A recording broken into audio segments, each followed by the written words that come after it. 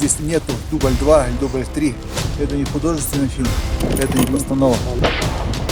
Это реальное событие, реальная охота.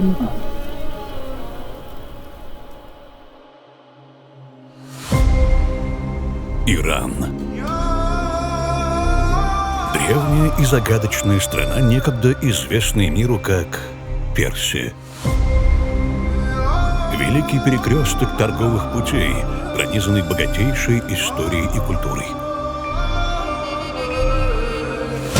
Однако за пределами шумных городов, на бескрайних горных просторах, раскрывается совершенно иная сторона Ирана. Здесь, среди величественных гор, охотники со всего мира находят свою стихию. Трофейный охотник Сергей Мазуркевич вновь отправляется в Иран. Очень гостеприимная страна, высокая подготовка и организация охот. По количеству трофеев горных второе место после России. Приготовьтесь окунуться в мир персидской трофейной охоты, где сила, страсть и древние инстинкты сливаются в неповторимом танце. Excellent. Сколько лет охочусь в Иране, я первый раз волков увидел сегодня. Станьте свидетелем выслеживания и добычи уникальных животных в одной из самых удивительных стран на планете. Трофейная охота в Иране. Фильм 3. Южный персидский пустынный козерог и исфаханский муфлон.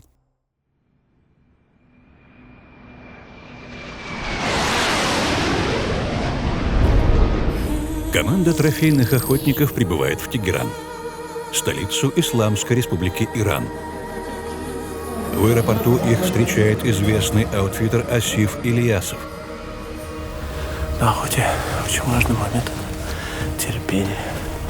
Если человек это осознает, понимает, это путь к успеху. Асиф, Валера. Второй участник этой экспедиции – охотник Валерий Малышев. Это его первый визит в Иран. Целью обоих охотников будет южный персидский пустынный козерог. Ареал его обитания находится в 700 километрах к югу от Тегерана. Если выдвинуться прямо сейчас, можно успеть поохотиться на него уже этим вечером. Прекрасная погода. Февраль месяц вещает плюс 20. И не жарко, и не холодно. Ветерок слабенький. Как раз то самое, чтобы наслаждаться настоящей горной охотой. После сытного завтрака мы в дорогу. Красиво очень, очень восточные постройки, горы. Вот они, горы, начинаются иранские. Время поджимает, все вперед. Команде предстоит 8-часовая поездка на юг страны. В этот раз время ограничено как никогда. Обратный рейс запланирован уже через 2,5 дня. За этот срок Сергей намерен добыть не одну, а сразу 2 трофейные позиции. Помимо пустынного козерога в его списке исфаханский муфлон.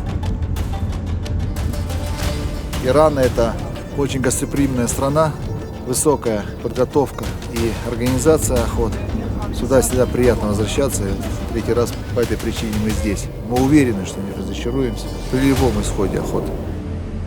В этой ситуации, когда нам поставил всего лишь 2,5 дня охоты, у нас нет другого выхода. Я, скорее всего, сейчас уеду в зону исфаханского муфлона, где подключусь к группе поиска, так как времени очень мало. Планы меняются. Асиф вынужден уехать, чтобы помочь в поисках второй трофейной позиции. То есть еще раз, сегодня мы... Я просто вас, я сейчас уеду на исфаханском, я вас оставлю. Вас двоих оставят? Да. А мы разъедемся здесь? Да. Мы здесь все равно разъедемся. Вы вместе не будете ходить? Да. Пошли все равно валимся. Можно так делать. Все, давай. Езжай. Желательно брать побольше дней, конечно, чтобы спокойно, равномерно охотиться, потому что, возможно, дождь, возможно, снег все же бывает в горах, но что теплое место. 4-5 дней охоты на каждое животное. Это я так считаю из моей практики. Лучше брать побольше дней. Спустя 8 часов охотники прибывают на место. До заката остается чуть менее 6 часов. Yeah, here we can change the clothes. Luggage, right? Yeah, my luggage. Такая вот охота. С аэропорта сразу в процесс. Он всегда так. Мой друг! Здесь команду встречают старые знакомые. Харизматичный аутфитер Масум, который станет проводником Валерия, и мудрейший Исрафил, главный организатор этой охоты. 3 дней, думаю, не было достаточно. Очень будет проблематично. Да, конечно. Поэтому у нас нет времени. У нас спринт, марафон. Да, конечно. Исрафиль, это самый старший. Валерий, Очень рад. Валерий Малышев, новый горный охотник. Хорошо. У вас есть много опыта, думаю. Вы были много раз как охотники, да? ну да, В России я очень- охотник в России, да, охватер. Организаторы предлагают привести оружие к нормальному бою. Нам предстоит собрать карабин, подготовиться. У нас, по сути, 4 часа светового дня еще осталось.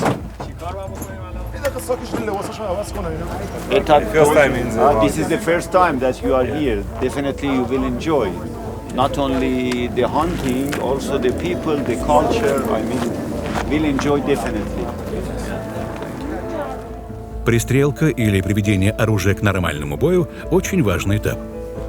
Потратить драгоценное время на проверку винтовки станет правильным решением, потому что даже самое точное оружие может повести себя непредсказуемо в новых условиях. Стрельба будет проводиться на 100, а затем на 500 метров.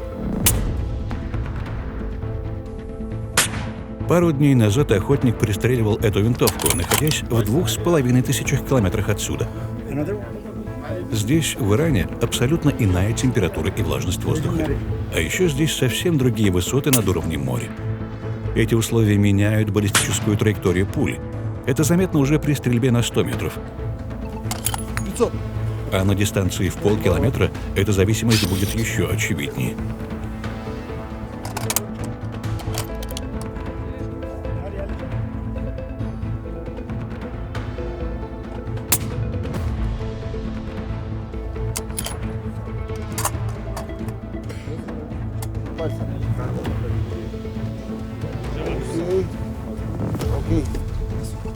Окей.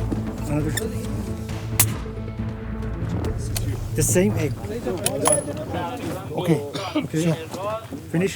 Финиш. Finish. Все. Настроил все. Скорость отрегулировал. Патрон метеостанции настроен. То есть можно идти охотиться. Валерию придется несколько сложнее. Okay, I'm ready. В этой экспедиции он охотится с арендованной винтовкой. 10 минут назад он впервые взял ее в руки. Я сделал 2 выстрела. Первый со 100 метров ушел сантиметров на 6-8 влево, первый выстрел. Второй выстрел ушел на такое же расстояние вверх. То есть, в принципе, центровка, она как бы есть. Это то, что у меня гуляла рука, вследствие того, что рюкзак у меня достаточно мягкий, я поддерживал, у меня практически на весу было оружие. Ну, надеюсь, что при стрельбе уже с хорошего упора этого не произойдет, все будет нормально. Уже корректировка не требуется. Центровка, в принципе, как бы она была соблюдена. Оружие приведено в боевую готовность. До заката остается 5 часов. В течение часа искомые козероги были найдены. 7-8 все вместе. Да, один хороший я вижу. Один хороший есть. Один вопрос, пожалуйста. Да. Сколько метров? 500 метров, 600. 600. 560. تقریبا 3 штуки там, да? جناب چند تا بود؟ عقبی ها بزرگترن که چند تا хороший есть. Да. Один хороший. Один хороший. میگن یکیش خیلی. Один хороший. باد الان خوبه.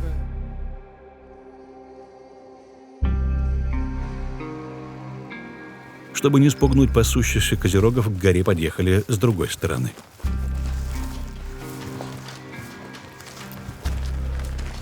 Крайний раз на охоте был в декабре там, в Узбекистане. Там особо не пришлось ходить. До этого тоже таких охот прям ходовых не было. Они где-то ниже спустились, по ходу дела. А мы идем с подветренной стороны. Группа из козерогов. Боимся толкануть их. Столкнуться с ними непонятно. Далеко. Километр где-то. новая какая-то. Такое ощущение, что они как бы не знают, как пройти. Хотя разведчик сбоку дает им координаты. 8 ibex. This other side. Козероги находятся сразу за этой вершиной, на противоположном склоне. Поэтому нужно заранее подготовить винтовку и быть готовым к принятию моментальных решений.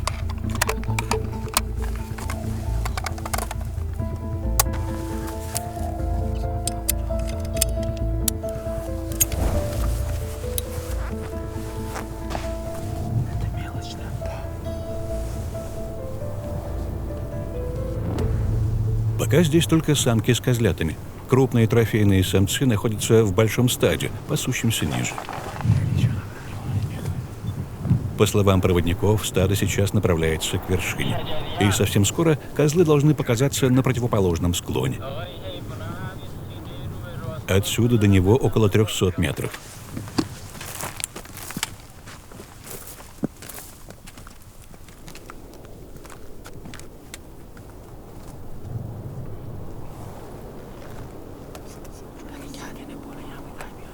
Охотник занимает выгодную наблюдательную позицию.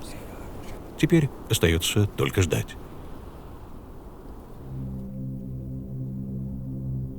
В это время Валерий в составе другой группы также наблюдал за козерогами.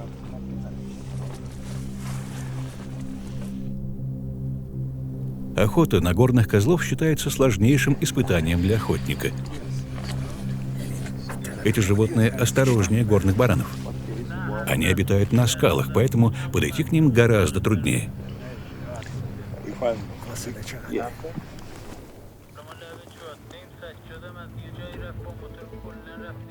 Здесь на вершине дует сильный порывистый ветер, которого не наблюдалось внизу. На дальней дистанции это может оказаться проблемой. Спустя 40 минут козероги появляются в зоне видимости. К сожалению, не там, где их ждали. Дистанция превышает 700 метров. При порывистом ветре скоростью 10 метров в секунду выстрел не может быть точным. Можно попробовать рискнуть. Но в случае промаха догнать напуганных животных уже не получится.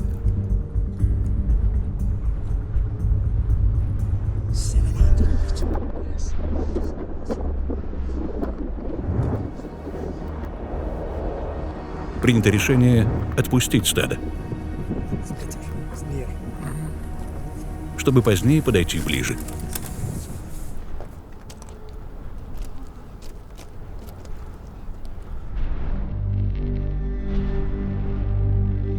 Четыре года назад Сергей уже охотился в Иране.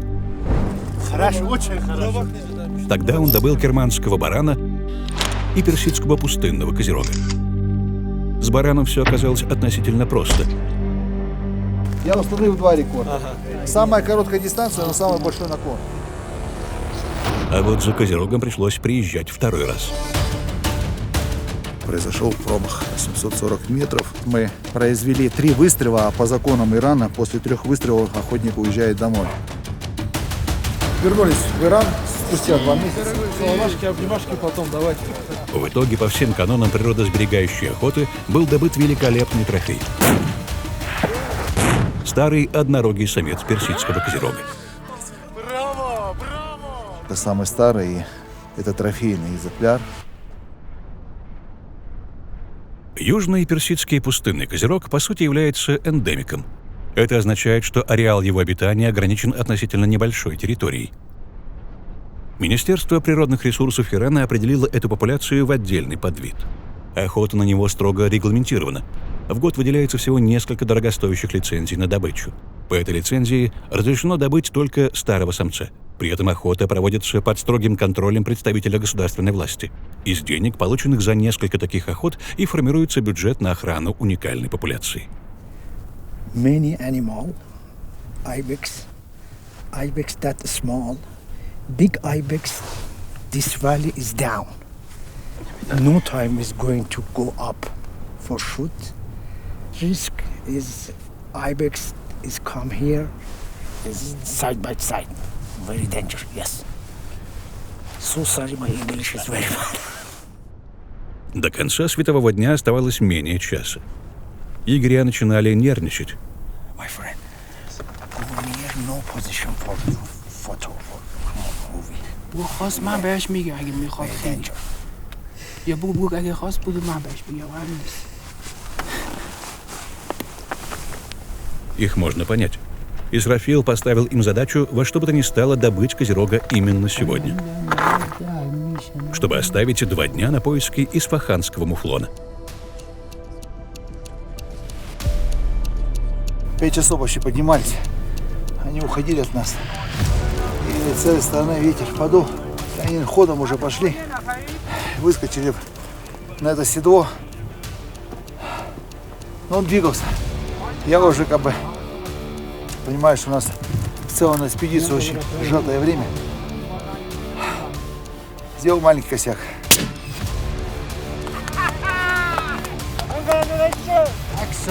Браво!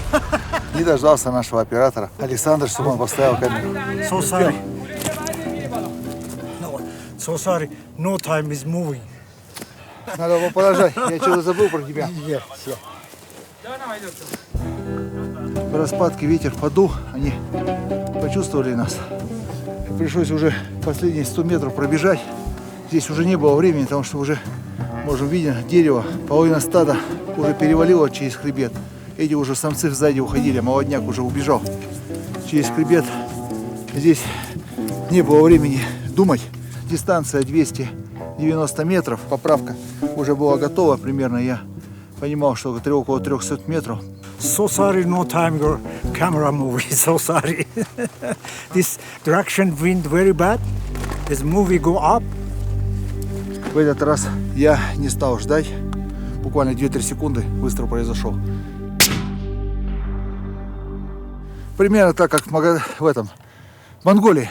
Пробежка, упал выстрел. Игорь говорит, надо поставить на плечо, карабин с плеча стрелять. Я говорю, нет, не надо. Дистанция где-то метров 200. Чуть-чуть по хребту взял. В заднее место стрелял. То есть убегали они в динамик.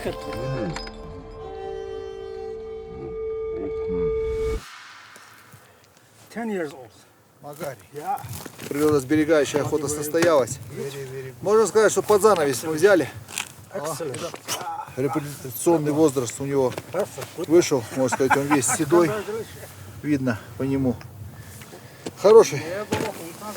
Ну, их 5 штук было. Рабан. 1, 2, 2, that's 3, 3, 4, 5, 6, 7, 8, 9, 10. 9 and 10. 9-10 лет посчитал.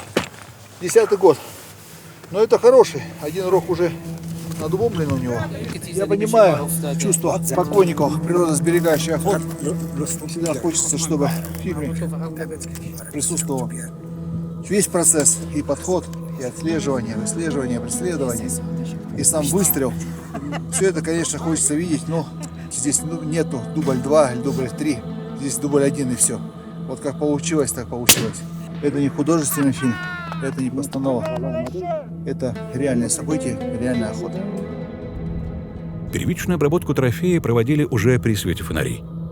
Все мясо, шкуру и рога забрали с собой вниз. Спускались в темноте, медленно и аккуратно.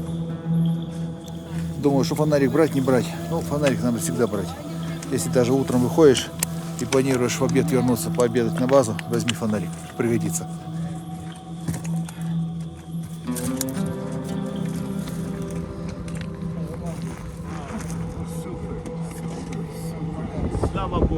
Слава Богу, у нас есть результат.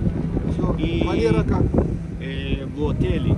Поэтому я хочу знать, давайте ужинать сейчас. Как оказалось, Валерию не удалось сегодня добыть трофей. Во время подхода осторожные животные почули опасность и ушли. Не страшно. На добычу Козерога у охотника впереди еще 2 дня.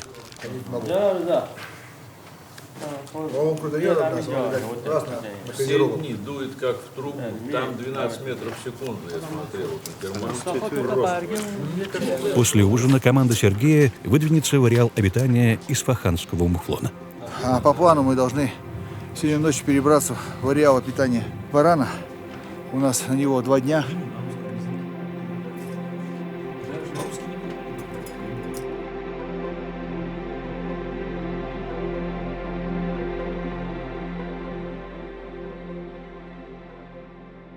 Спустя 4 часа команда прибывает на новое место.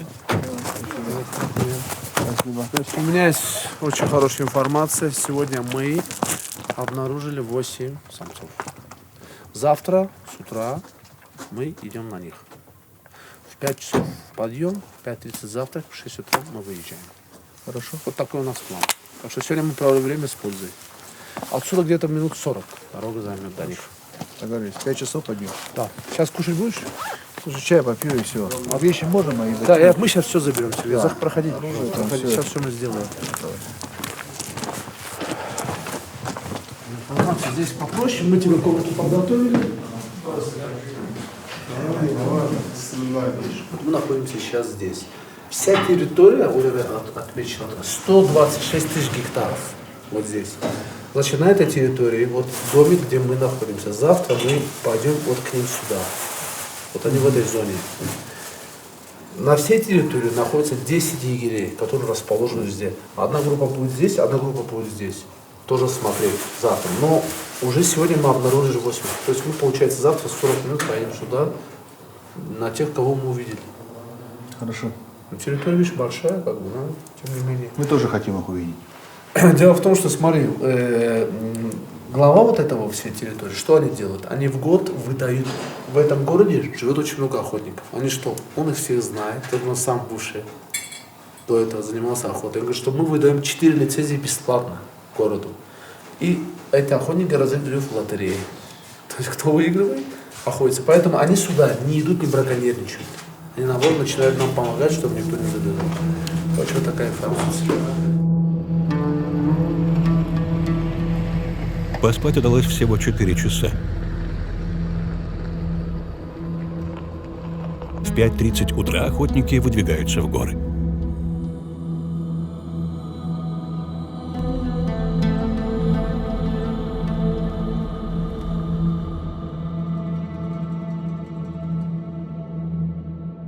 По дороге к месту назначения замечена еще одна группа муфлонов. Да. Да, один старый такой. Седая спина, один, да. Middle is bigger. А в середине больше. Да, есть такой. Do you see? Вот этот седой ничего такой. Ага. Сложно сказать. Главное, чтобы был 7 лет плюс. Утро началось неплохо, в принципе, видим животных. Это уже радует, конечно. Сейчас с нами очень профессиональные егеря, они будут определять года, и будем ли мы его стрелять. Естественно, выбор будет за нами, но егеря не подскажут нам, что, как, к чему, и мы примем общее решение по поводу охоты. Но утро началось хорошо. Когда утром ты видишь животных, это всегда приятно. Сергей, меньше 7 нельзя стрелять. А нам тоже нельзя. Да, меньше 7 нельзя стрелять. А у нас нельзя регистрировать. Да, они по закону меньше 7 стрелять все равно нельзя. Он должен... Не будем как бы, да. Муфлоны относятся к роду баранов. В отличие от козлов, обитающих преимущественно среди крутых скал, они предпочитают более пологие горные склоны. Данная местность – это типичные бараньи места со средними высотами и холмами, покрытыми относительно густой растительностью. С машины увидели хороших уриалов. Сами егеря местные тоже очень хорошо отозвались. Значит, если местный говорит так, значит, он стоящий. Но я думаю, здесь элемент машины. Они видят нас. Надо походить, чтобы подойти к ним. Вот все-таки есть присутствие ветра с утра. Немножко напрягаюсь. Когда ветер есть, немножко это есть момент нерв. Просто солнце поднимается, ветер неизбежно будет подниматься. Смена температуры. Ветер в ту сторону идет. Сейчас где они? Если учуют, будут бежать.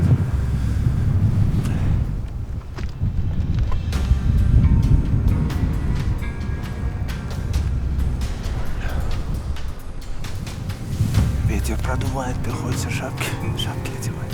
Холодно. Охотясь в горах, нужно всегда иметь с собой дополнительный комплект теплой одежды. Пока поднимаешься по склону, жарко. а на продуваемой ветром вершине почти всегда холодно.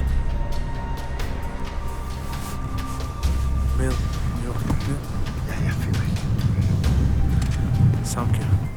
Самки есть, если это тоже хорошо. Самцов сейчас тоже найдем. Но ветер немножко усложняет задачу сегодня.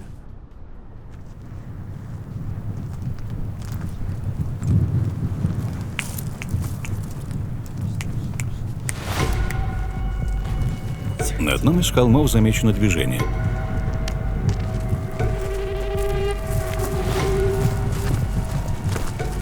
В 400 метрах от охотников склон пересекала еще одна группа муфлонов. Среди них присутствуют достойные трофейные самцы. Сергей говорит хорошо, егеря говорит хорошо. Ну, 400 метров ветер не проблема. Шикарно же стоит. Охотник занимает позицию для стрельбы. Дистанция до муфлонов составляет 400 метров. Дует сильный порывистый ветер. С помощью портативной метеостанции охотник высчитывает все необходимые поправки и вносит их в маховики прицела. Боковой ветер сильный. Поставил боковой ветер. Ну, зона поражения там 15 сантиметров. То есть подранка делать не хочется. Я ждал, когда хотя бы боком повернется. Он раз и ушел вниз. Нам не нужны подранки. Сейчас еще попытаемся. Команда продолжила преследовать уходящую группу. Как вы заметили, с нами обязательно присутствует работник экологии, человек, который представляет государство. Их даже 2 человека, то есть они всегда присутствуют в течение охоты. Естественно, во время выстрела. Сейчас у нас было 2 человека. Один остался там помогать, а второй пошел с нами. Это не только здесь, по идее, это и в Киргизии, и в Таджикистане. Обязательно представитель, так скажем, власти, он присутствует. Здесь очень все серьезно, что касается охоты. Документация подписывается после охоты, до охоты. Он смотрит, чтобы не было отстрела 2, например, если заявлено одно животное. И также года. В Иране, например, меньше 7 лет отстреливать нельзя, это даже штраф. Такой случай тоже бывал, конечно, в Иране, что человек стрелял по ошибке и платил штраф. Лук. У тебя силу добавит.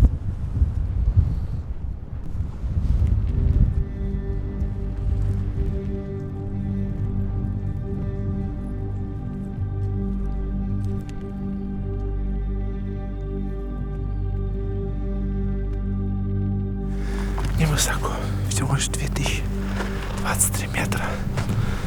Это довольно-таки комфортно, но при быстром движении все-таки, да, дыхание немножко чувствуется. Но, конечно, это не Таджикистан, Непал, Киргизстан, это все-таки Иран. 2000 довольно-таки комфортно при такой погоде. Охотники вновь замечают движение на склоне.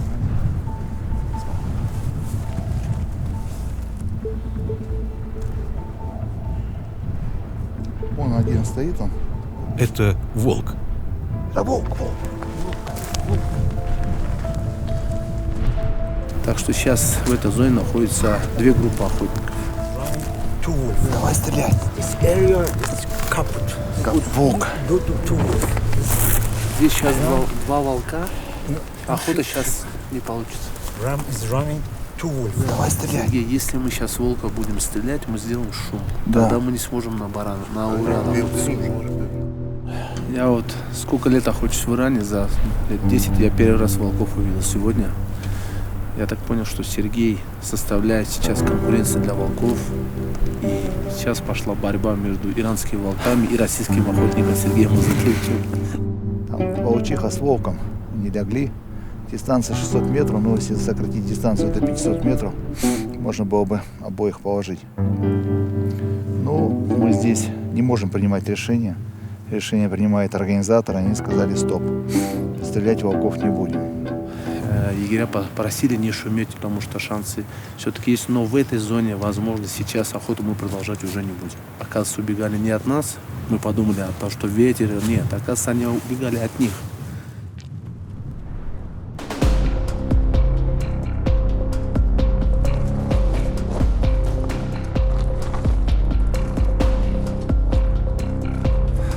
Мы стараемся сейчас спуститься пониже, чтобы избежать ветра, который сегодня присутствует с утра на охоте, немножко, конечно, усложняется задача, связанная с ветром, но мы принимаем все, что есть на охоте. Мы стараемся найти дорогу животным, которая нам нужна.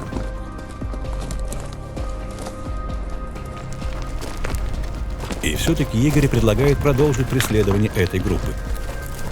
Его коллега, оставшийся на высоте, сообщает по рации, что наблюдает самцов. По его словам, они ничем не обеспокоены и мирно пасутся ниже.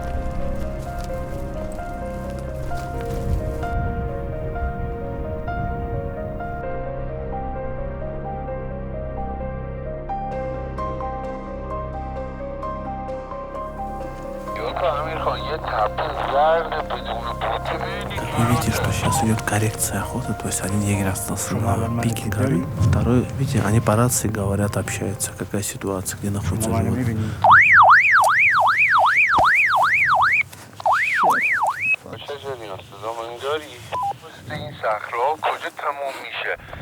Шикари, Кубасти, Шикари.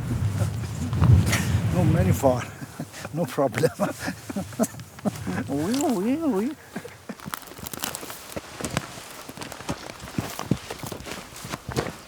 Бывает такая ситуация, ты идешь за одной группой животных, наталкиваешься на другую, тоже хорошую. Поэтому, как говорится, всегда надо быть готовым. Ты никогда не знаешь, что тебя ожидает за поворотом. Преследование группы продолжается вот уже несколько часов. И на данный момент никто не может понять, куда она подевалась. Непонятно, куда они ушли. My friend, last time this group is go down.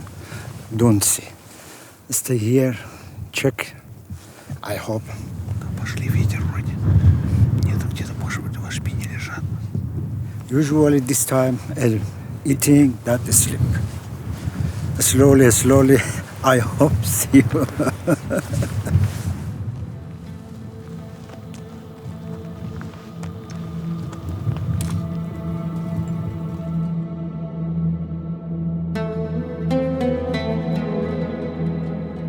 Наконец егерю удается увидеть муфлонов.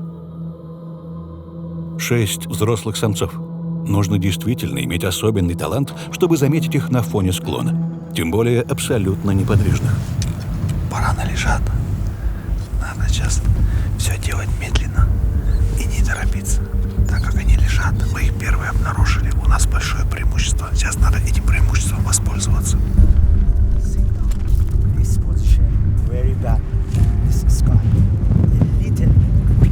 Потому что 250 метров — это очень близко. Одно неверное движение и все.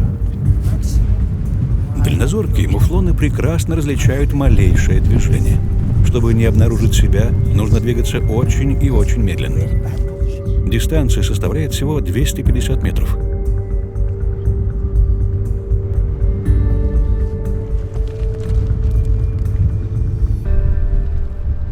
Порывистый ветер скоростью 10 метров в секунду сместит пулю, но для такой дистанции незначительно. Егерь объясняет, какие именно самцы в группе старше. Дальше выбор остается за охотником.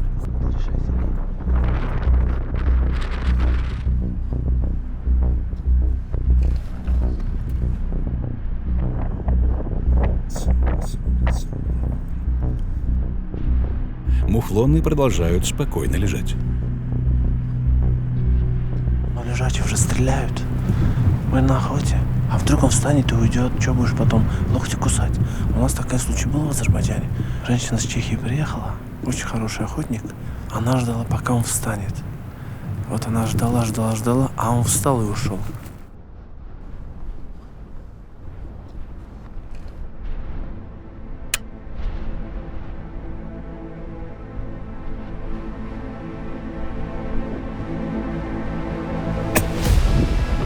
Муфлоны вскакивают и со всех ног уносятся вверх по склону. Напуганное выстрелом стадо скрывается за горой.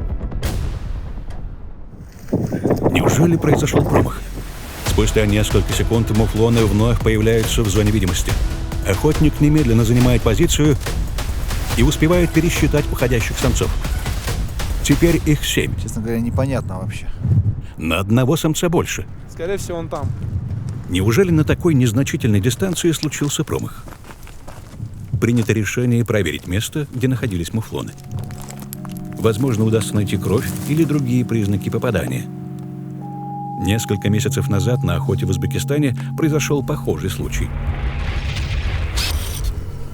Тогда точное попадание по мархуру было ошибочно принято за промах.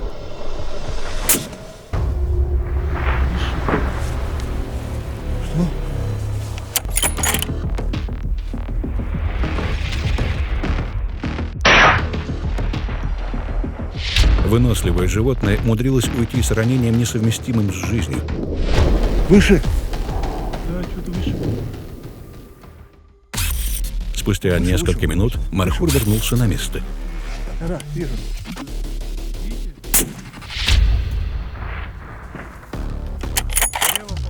А?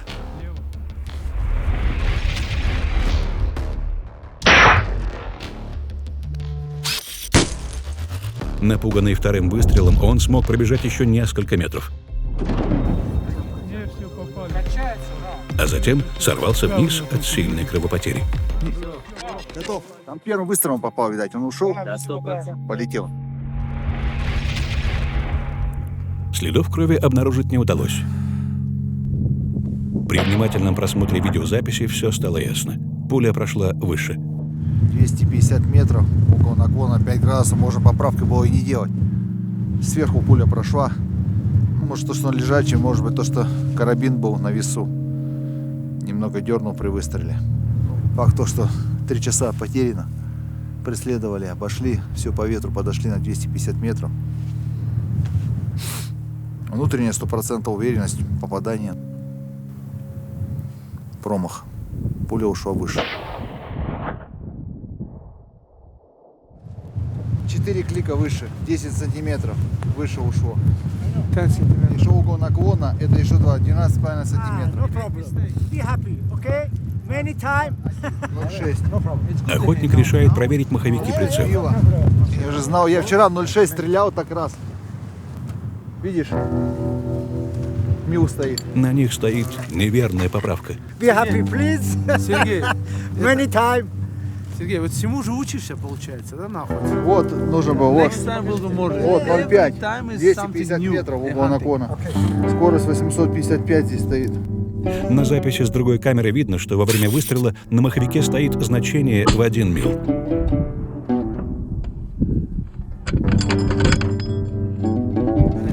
Почему я не сменил, не могу понять.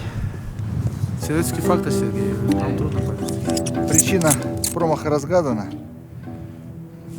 Ну, нет ответа, почему. Поправку вертикальную на маховике поставил мил. Хотя 250 метров это полмила. Каждый клик это 2,5 сантиметра. Ответ только один, что дистанция была маленькая и где-то, наверное, расслабился, где-то завышенная уверенность. Бывает такое слишком. Это в спорте бывает так, когда недооцениваешь соперника, да, и пропускаешь. Ну, бывает. И цель была лежачая. Все-таки, когда цель лежит, эта зона поражения сужается. В центре цели 10 сантиметров сверху, 10 сантиметров снизу. Пуля же на 12,5 сантиметров поставлена выше была. Вот она, буквально эти 2,5 сантиметра спасли этого барана. Ну а нам дали возможность дальше поохотиться.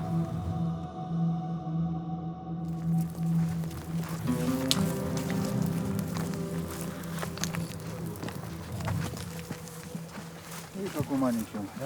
Вот. Это нам наказание за то, что мы волка не стреляли. Это из-за этого маховик и сдвинулся, потому что волка надо было стрелять. Little water and bush. This hole is no big, not small. It's very old. 11, 12. This size. This size. Мысли только одна, уже не про маховик, а про того волка. 2 егеря не дали стрельнуть, но я не настоял. Мы прошли мимо. Вот так распорядилась природа. Волка не взяли и без барана обошлись. Сало доставайте, сало. В Казахстане, в Киргизии. Очень вкусное оно. Из баранины, кстати. Советую. Очень вкусное сало из баранины. Присоединяйся, а то все сидят сейчас.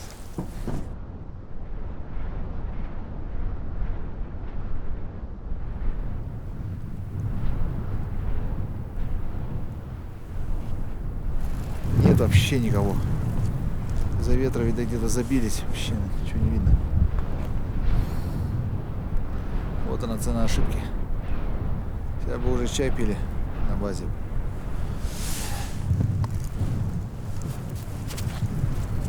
А сколько часов ехать отсюда до аэропорта? 10 часов. Тогда, если за это раньше отстреляем, Мы на связи же будем. то мы, если нет, то до упора до 3 и Uçak eder biz oradayız kardeş. Biz beleydik. Главное, чтобы разведка прошла. Dedi ki adamları göndermelisiniz. Adamlar görsün. İranlarda var. Bize de desin. Çünkü vakit yetirmeyin.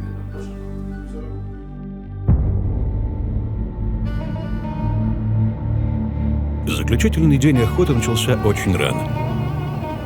На поиски и добычу муфлона остаются считанные часы. Вне зависимости от результата охоты, она окончится сегодня в обед. Чтобы успеть на запланированный рейс, необходимо будет выдвигаться в аэропорт уже в 2 часа дня.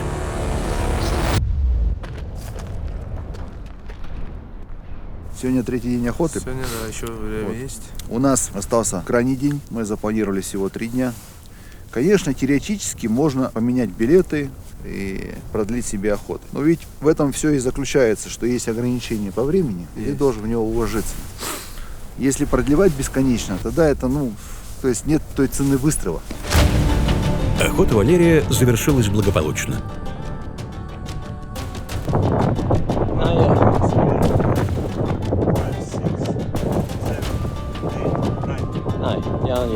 That's a good trophy. My friend Valeri from Russia. Good job, my friend. Congratulations.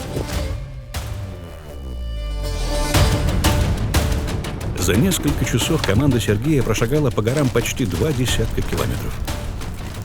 Охотники наблюдали несколько групп испаханских муфлонов, но выйти на след старого трофейного самца так и не удалось. Большое стадо ушло, но там нету трофейной вегетации.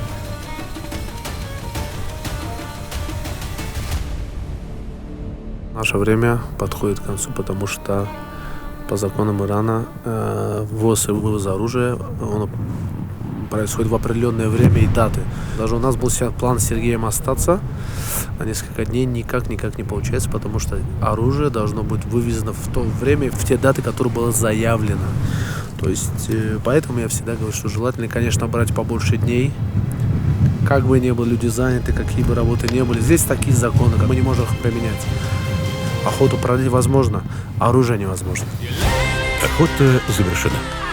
И пусть отведенного времени на добычу испаханского муфлона оказалось недостаточно. Зато появился повод вновь посетить эту замечательную страну.